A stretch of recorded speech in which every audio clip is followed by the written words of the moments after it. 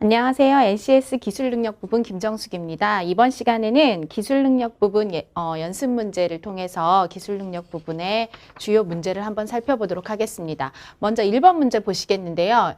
1번 문제 보시면 다음은 기술에 대한 설명이다. 아래 내용 중 기술의 특징이 아닌 것을 고르시오 이렇게 돼 있어요. 그래서 1번 보시면 기술은 노하우를 포함하는 특징이 있다. 2번 기술은 인간의 능력을 확장시키기 위한 하드웨어와 그것의 활용을 뜻한다. 3번 현대적 기술은 주로 과학을 기반으로 하는 기술이다.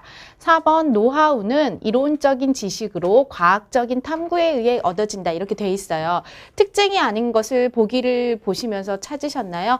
네, 보시면은 정답은 4번이 되겠습니다. 그래서 확인해 보시면 기술에 대한 설명은 주로 기술은 두 가지 영역이 있죠. 그 노하우와 Y라는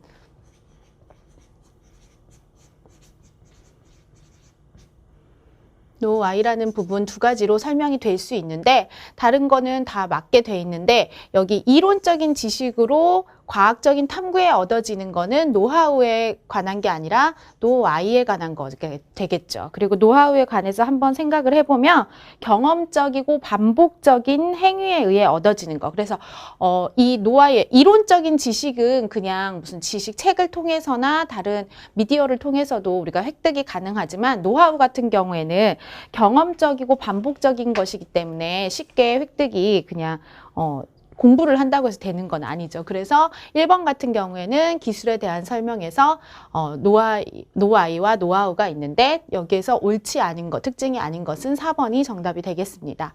2번 문제 보시겠습니다. 2번은 다음은 신문기사의 일부를 발췌한 것이다. 글을 읽고 질문에 답하시오 이렇게 돼 있어요.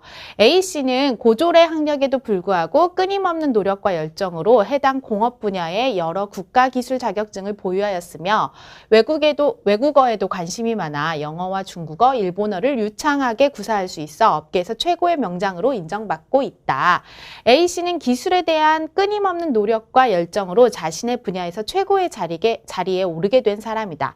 그는 퇴근 후에도 변화하는 최신 기술을 익히기 위해 기술 능력을 기르려 노력하고 있어 많은 사람들의 귀감을 사고 있다.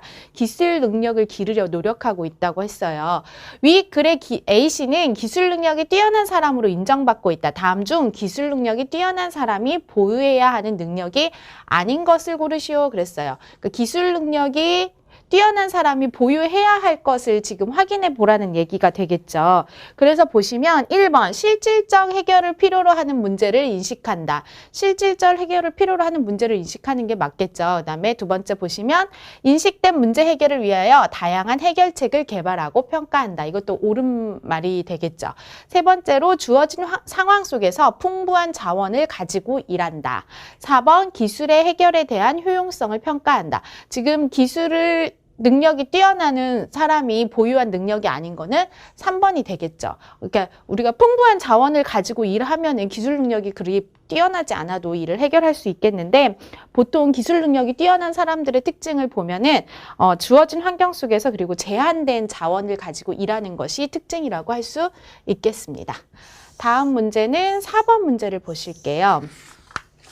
4번 보시면은 지금 최근 기업에서 요구되는 것들 중 하나는 기술 혁신이다. 기술 혁신을 하지 않는 기업은 도태되기 때문이다. 다음 중 기술 혁신의 특성을 제대로 진술한 문장을 고르시오 그랬어요. 4번에서는 기술 혁신에 관한 문장 거를 찾으라는 거거든요. 자, 1번 보면은 기술 혁신은 그 과정이 확실한 특성이 있다. 기술 혁신이 확실한 특성이 있으면 확실한 게 눈에 보이면은 기술 혁신을 하는데 어려움이 없겠죠. 그래서 1번은 틀린 문장이 되겠습니다. 확실한 특성이 있는 게 아니라 불확실한 특성이 있다는 것을 알 수가 있겠고요. 2번 보시면 기술 혁신은 단기간의 시간을 필요로 한다. 단기간의 시간을 필요로 하면 누구나 쉽게 얻을 수가 있겠죠. 기술 혁신을 그게 아니라 장기간에 그러니까 불확실한 특성이 있고 장기간의 시간을 필요로 하기 때문에 기술 혁신이 어려운 게 되겠죠. 세 번째 보시면 3번은 기술 혁신은 조직의 경계가 뚜렷한 특성이 있다. 자, 조직의 경계가 뚜렷하지 않고 그 조직의 경계를 넘나들면서 할 수 있는 게 기술 혁신이라고 할 수 있습니다. 4번 보시면 혁신 과정의 불확실성은 기업 내에서 많은 논쟁과 갈등을 유발할 수 있다. 이게 옳은 문장이 되겠습니다. 그래서 정답은 4번이 되겠습니다. 다시 한번 살펴보면 기술 혁신의 특성은 불확실하고 장기간의 시간이 필요로 하고 조직의 경계를 넘나들면서 그런 게 특성이 있다. 그리고 기업 내에서 많은 논쟁과 갈등을 유발할 수 있다는 게 기술 혁신의 특성이 되겠습니다. 다음은 6번 문제 보겠습니다. 6번 문제 보시면 이제 기술 선택에 관한 문제가 나왔어요. 다음은 기술 선택과 관련된 회의의 일부이다. 밑줄 친 기술 선택의 특징이 아닌 것을 고르시오. 이렇게 돼 있거든요. 자, 보시면은 회의를 시작하는데 어떤 기술을 획득할 것인지 획득하고 활용할 것인가는 매우 중요하기 때문에 신중하게 생각하셔서 여러 의견들을 내주시기 바랍니다. 그랬더니 B 부장은 기술 선택은 합리적으로 해야 합니다. 전자기술의 경우 그 변화의 속도가 매우 빠르다는 특징이 있어 현장에 있는 여러 사원들의 이야기를 들어보고 싶습니다. C 사원은 이번 전자기술 선택을 함에 있어 저는 상향식 기술 선택을 하는데 한 표를 행사하고 싶습니다. 하향식 기술 선택과 달리 많은 장점이 존재하는 것 같습니다. A 부장은 그러면 다음으로 기술 선택을 위한 절차에, 그러니까 지금 어떤 기술 선택을 할 것인지를 하고 절차에 대해서 알아보도록 하겠습니다. 이렇게 했는데 문제에서는 밑줄 친 지금 상향식 기술 선택에 대한 특징을 확인해 보라는 거예요. 특징이 아닌 것을 찾으라고 했거든요. 그래서 우리가 생각을 해보면 기술 선택에는 이 상향식 기술 선택과 하향식 기술 선택이 있다는 것을 알 수가 있겠고요. 자, 보기를 보시면 1번에 기술 개발 실무를 담당하는 기술자들의 흥미를 유발할 수 있다. 2번 기술 경영진과 기술 기획 담당자들에 의한 체계적인 분석이 앞서야 한다. 세 번째, 기술자들의 창의적인 아이디어를 활용할 수 있다. 네 번째, 경쟁 기업과 경쟁에서 승리할 수 없는 기술이 선택될 수 있다. 이렇게 돼 있는데요. 지금 다른 거는 다 보시면 상향식 기술 선택인데 2번에 보시면 기술 경영진과 기술 기획 담당자들에 의해 체계적인 분석이 앞서야 되니까 경영진이나 기획 담당자들이 먼저 기술을 이렇게 분석을 해서 선택을 하는 게 하향식 기술 선택. 이거는 지금 하향식 기술 선택 방법이라는 거. 나머지는 상향식 기술 선택 방법이니까 나머지들을 다시 한번 확인해 보시고 하향식 기술 선택 방법도 다시 확인해 보시면 좋겠습니다. 다음은 7번 문제 보시겠습니다. 7번 보시면 벤치마킹에 관한 문제예요. 벤치마킹에 대해 기록한 협의록의 일부이다. 이 글에서 유추할 때 땡땡 기업이 실시할 벤치마킹의 종류를 고르시오. 그러니까 벤치마킹의 종류에 대해서 확인을 해보셔야 되는데요. 지금 보시면 기초공법의 경우 적용하는데 작업자들이 어려움을 느끼고 있습니다. 그렇게 해서 효율적인 기초공법 적용권에 대하여 벤치마킹하기로 하였는데 호의적인 답변을 보냈습니다. benchmarking을 통해 필요한 정확한 자료를 입수할 수 있고 조사가 가능하며 벤치마킹 후에도 계속적으로 자료 입수 및 조사가 가능하다는 장점이 있습니다. 기초공법을 담당하는 실무자들이 견학 및 벤치마킹을 실시하기로 했습니다. 벤치마킹 기간은 이렇게 되며 종료 일자를 설정하기로 하며 비용은 회사의 경리과기로 청구하기로 했습니다. 차후 협의는 이렇게 하기로 했습니다. 이렇게 돼 있거든요. 그러면 벤치마킹이 뭔지 보시면 벤치마킹이라는 거는 특정 분야에서 뛰어난 업체나 상품, 기술, 경영 방식 등을 배워서 합법적으로 응용하는 건데요. 그 비교 대상에 따라서 종류가 나눠지고 그 다음에 수행 방식에 따라서 나눠져요. 그래서 보시면은 비교 대상에 따라서 내부 벤치마킹인지, 그러니까 내부 안에, 그러니까 우리 회사 안에서 무슨 조직 안에서 벤치마킹을 할 것인지, 그 다음에 경쟁적 벤치마킹을 할 것인지, 비경쟁적 벤치마킹을 할 것인지, 글로벌 벤치마킹을 할 것인지, 그러니까 이거는 비교 대상에 대해서 나눈 거고요. 수행 방식에 따라서 직접 직접적으로 하면 직접적 벤치마킹이 되고 간접적으로 영향을 주면은 간접적 benchmarking을 되는 그런 게 되는데 이 지금 보기 문항 같은 경우에 보시면은 자료 입수 및 조사가 가능하다는 장점이 있고 직접 견학을 가거나 벤치마킹을 실시하기로 했습니다. 그렇기 때문에 이거는 직접적인 벤치마킹이 된다는 것을 알 수가 있습니다. 그러니까 직접 이렇게 실행을 하거나 이런 거는 직접적인 벤치마킹이 된다. 직접 방문하여 수행하는 방법이기 때문에 직접 벤치마킹이 된다는 것을 알 수가 있습니다. 다음은 8번 문제 보시겠습니다. 8번 문제는 A 기업의 신입사원인 B는 전임자로부터 업무를 인수인계 받던 중에서 매뉴얼 작성의 필요성을 느끼게 되었다. B는 매뉴얼을 작성할 때 주변 동료들로부터 조언을 받기로 하였는데 다음 중 매뉴얼 작성에 도움이 되지 않는 정보를 준 사람을 고르시오 그랬어요. 그러니까 매뉴얼에 대한 문제인데요. 그러니까 매뉴얼은 보통 제품 매뉴얼하고 업무 매뉴얼이 있어요. 그러니까 지금 신입사원이 필요한 거는 업무 매뉴얼이 되겠죠. 그래서 매뉴얼이라는 거는 어떤 그런 거를 전달하는 거기 때문에 보통은 쉽고 빨리 이해할 수 있는 부분으로 해줘야 되거든요. 그러면 도움이 되지 않는 정보를 준 사람을 고르시오 했거든요. 1번 보시면 한겸이는 매뉴얼의 서술은 가능한 한 단순하게 해야 좋습니다.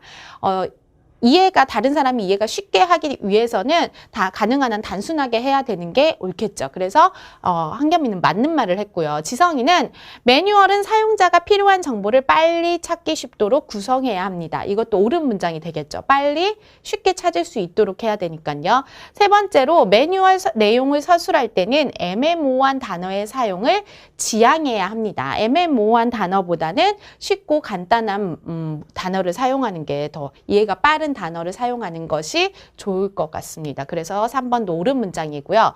윤재가 보면은 의미 전달을 명확하기 위해서 능동태보다 수동태의 동사를 사용하는 것이 좋습니다. 그랬는데 의미 전달을 우리가 명확하게 하기 위해서는 수동태를 사용하는 것보다 능동태를 사용하는 게 더 좋습니다. 그래서 여기서는 이 두 개가 서로 바뀌었기 때문에 옳지 않은 거, 잘못된 정보를 준 사람은 지금 윤재가 되겠습니다. 그리고 다른 거 하나를 더 보면은 사용자의 심리적 배려가 있어야 한다. 그러니까 매뉴얼을 보는 사람이 더 쉽고 간단하게 빨리 이해할 수 있으면서 그 매뉴얼을 봤을 때도 심리적으로 안정적으로 받아들일 수 있는 매뉴얼을 만들어주는 게 좋다는 것입니다. 다음은 9번 문제 보시겠는데요. 9번은 최근 국제적으로 지식재산권 분쟁이 커져가고 있는데 이는 기업의 영업 손익과 관련이 있다. 이러한 측면에 당신은 지식재산권에 대해 알아보고 정리하기로 하였다. 다음 중 지식재산권에 대한 설명으로 옳지 않은 것을 고르시오. 이렇게 돼 있어요.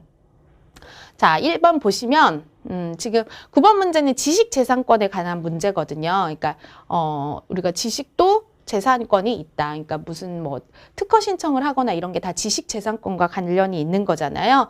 그래서 보면은 1번 보시면 지식재산권은 지적 소유권이라고도 말한다. 맞는 말이 되겠죠. 2번은 지식재산권은 실체가 있는 유형의 재산이다. 실체가 없는 무형의 재산이 되겠죠. 그래서 옳지 않은 것은 2번이 되겠습니다. 여기는 더 긴 설명이 필요 없을 것 같은데요. 우리가 지식이라는 거는 눈에 보이지 않는 재산이기 때문에 무형 재산이라는 거가 되겠고요. 세 번째 보시면 지식재산권은 인간의 창조적 활동 또는 경험과 관련이 있다. 그러니까 자기가 스스로 창조해내거나 경험을 바탕으로 만들어낸 것이 우리가 지식재산권이다. 그래서 3번도 옳은 문장이 되겠고요. 4번 보시면 지식재산권은 국가 산업발전 및 경쟁력을 결정짓는 산업자본이다. 맞는 말이 되겠죠. 요즘에는 지식재산권이 큰 영향을 미치고 있죠. 산업 발달에. 그래서 9번의 정답은 2번이 되겠습니다.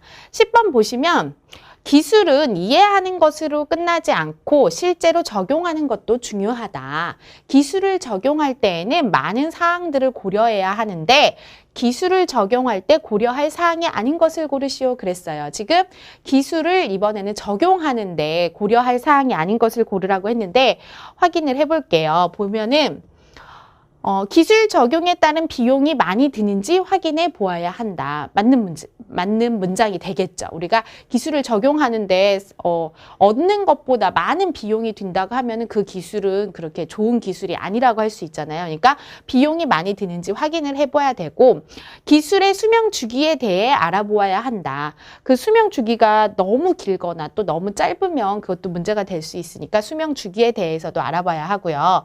세 번째, 기술의 전략적 중요도에 대해 파악해 보아야 한다. 옳은 문장이 되겠죠. 그리고 네 번째 보시면 기술의 사용 매뉴얼이 확립되어 있는지 확인해야 한다. 사용 매뉴얼은 기술을 적용하면서 만들어질 수도 있는 거기 때문에 이걸 적용하기 전에 꼭 확인해야 할 사항은 아니고요. 여기에 한 가지 더 생각을 해보면 잠재적으로 응용 가능성이 있는가를 확인해 보시면 되겠습니다. 그래서 지금 연습 문제 몇 문제 통해 가지고 기술 전반에 관한 거를 확인해 봤는데요. 기술이란 무엇이고 그리고 지식재산권에 관한 거, 기술의 적용 같은 거, 그다음에 산업 분야에 활용되는 게 어떤 게 있는지 다시 한번 확인해 보시면 좋겠습니다. 감사합니다.